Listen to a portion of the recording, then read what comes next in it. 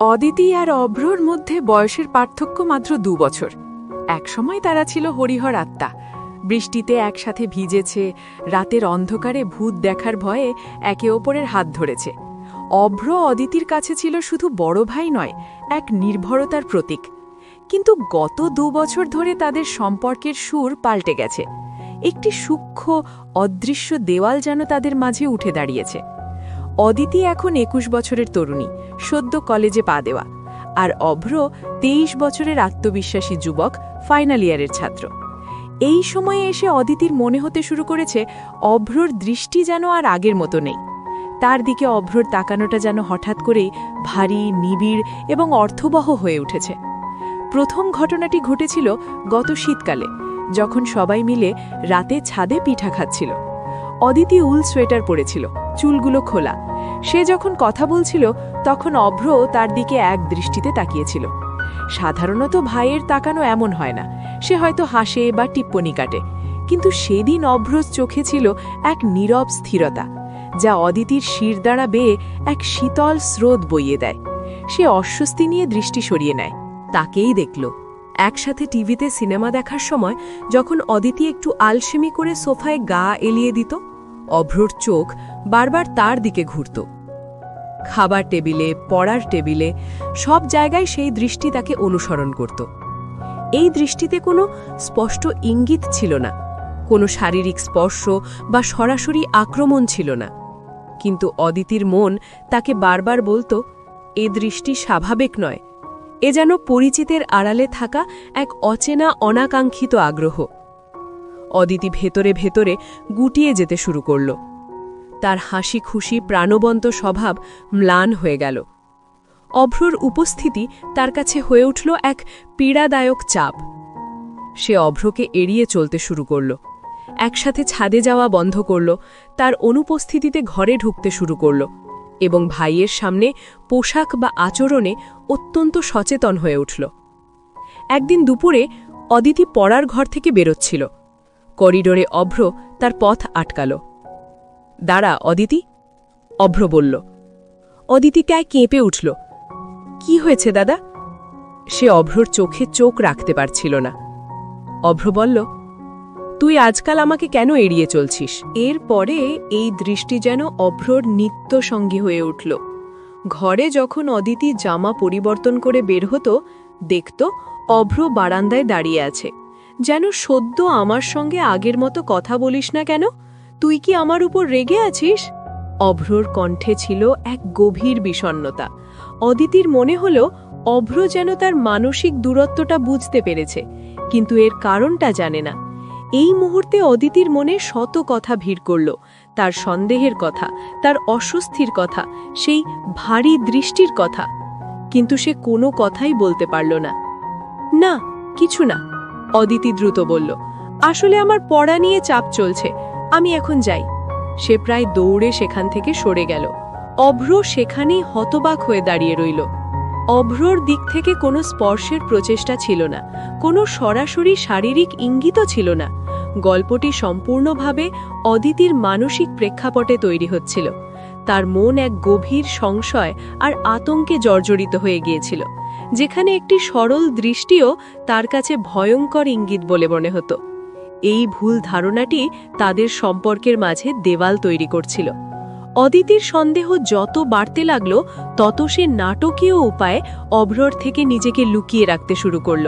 সে ভাইয়ের উপস্থিতিতে দরজা বন্ধ করে দিত, এমনকি তার ঘর থেকে বেরোনোর আগেও বারান্দা বা হলরুম ফাঁকা আছে কিনা দেখে নিত।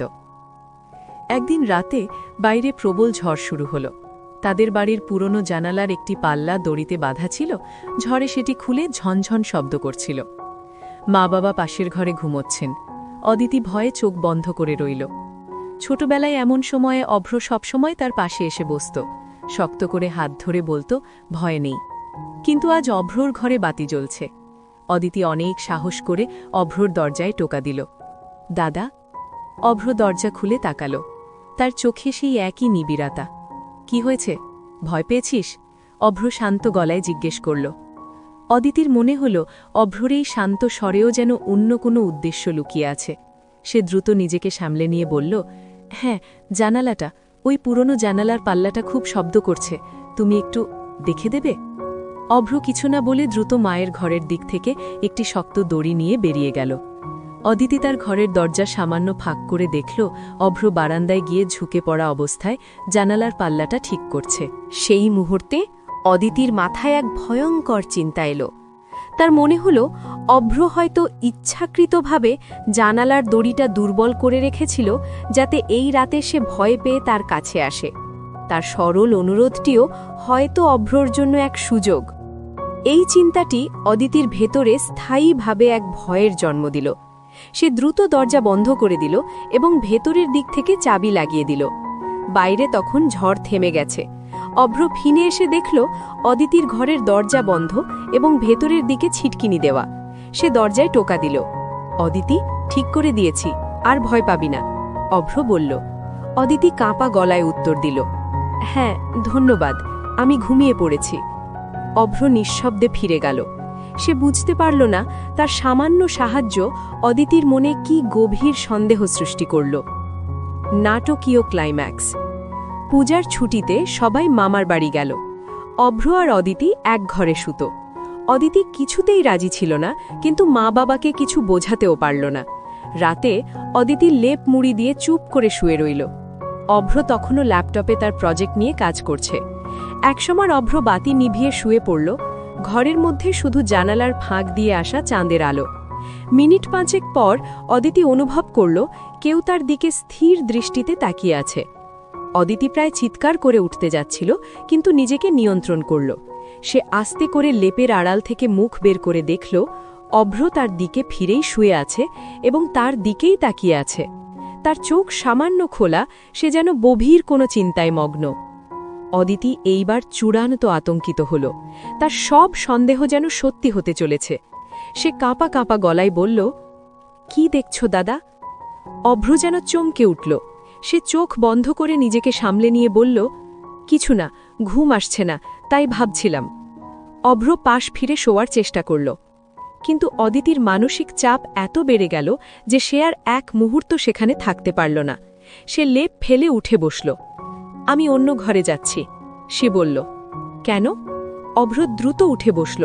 কি হয়েছে অদিতি, তোর কি খুব ঠান্ডা লাগছে? অদিতি অভ্রর চোখে চোখ রাখল। তার চোখে জল ভরে এলো। তুমি জানো কি হয়েছে দাদা? সে ফিসফিস করে বলল। আমার দিকে তোমার তাকানোটা আর স্বাভাবিক নেই। তোমার চোখ পাল্টে গেছে। আমি জানি না তুমি কি ভাবছ বা কি চাও, কিন্তু আমি আর এক মুহূর্তও তোমার সাথে থাকতে পারছি না। আমি ভয় পাচ্ছি।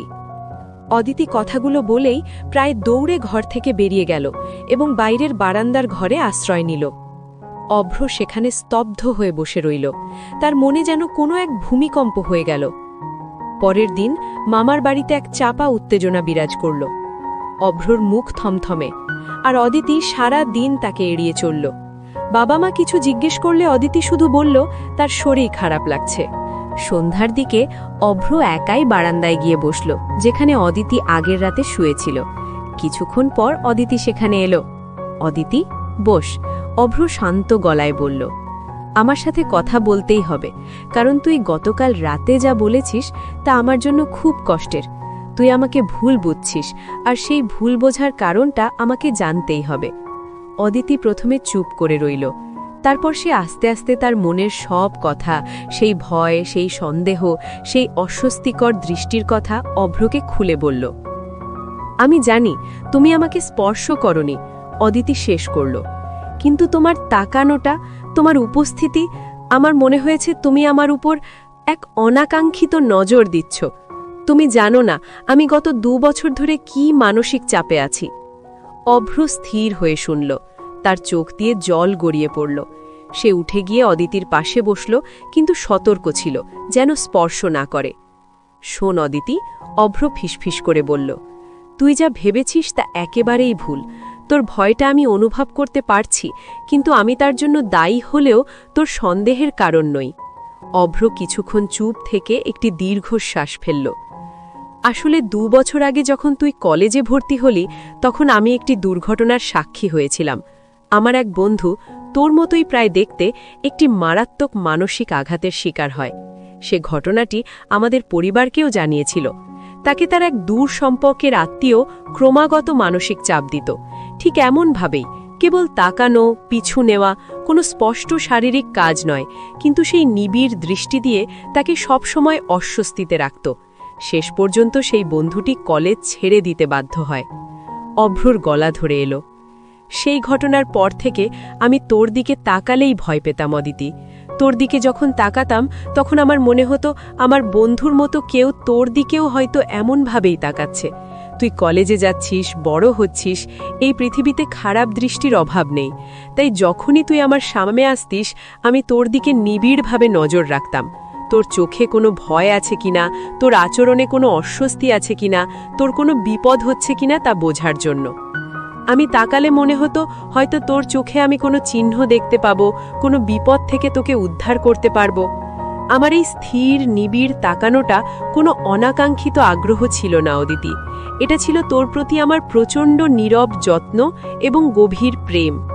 আমি বুঝতে পারিনি যে আমার এই অতিরিক্ত সতর্কতা, আমার এই নিবিড় দৃষ্টি তোর মনে উল্টো প্রতিক্রিয়া সৃষ্টি করবে। আমি তোর মনে এত বড় আতঙ্ক সৃষ্টি করেছি, আমাকে ক্ষমা করিস। আমি শুধু চেয়েছি তোকে সুরক্ষিত রাখতে, কিন্তু তোর মানসিক শান্তি কেড়ে নিয়েছি। অদিতি স্তব্ধ হয়ে শুনছিল, তার চোখে জল আর অবিশ্বাস। তার এতদিনের মানসিক কষ্ট, সেই নিবিড় দৃষ্টির পেছনে যে এত বড় একটি ভুল বোঝাবুঝি ও গভীর প্রেম লুকিয়েছিল তা সে বিশ্বাস করতে পারছিল না। অদিতি ধীরে ধীরে অভ্রর কাঁধে হাত রাখল। এবার আর কোনো ভয় বা সন্দেহ কাজ করল না। আমি বুঝতে পারিনি দাদা, অদিতি বলল। আমার মনে হচ্ছিল এই দৃষ্টি আমার অচেনা, কিন্তু এটা যে ভয়ের দৃষ্টি, সুরক্ষার দৃষ্টি, তা আমি কোনো দিনও ভাবতে পারিনি। অভ্র অদিতির হাত ধরে বলল, আমি জানি, আমি আমার বন্ধুর ঘটনা নিয়ে এতটাই আচ্ছন্ন ছিলাম যে তোর মনকে পড়তে ভুলে গিয়েছিলাম। আমি আমার ভালোবাসার বহির্প্রকাশের ধরনটা ভুল করে ফেলেছিলাম। তারা দুজনেই কিছুক্ষণ নীরব রইল। তাদের মধ্যে থেকে অদৃশ্য দেওয়ালটা যেন মুহূর্তে চূর্ণ বিচূর্ণ হয়ে গেল। শিক্ষণীয় বার্তা। পরের দিন বাড়ি ফেরার পথে অদিতি অভ্রর পাশে বসল।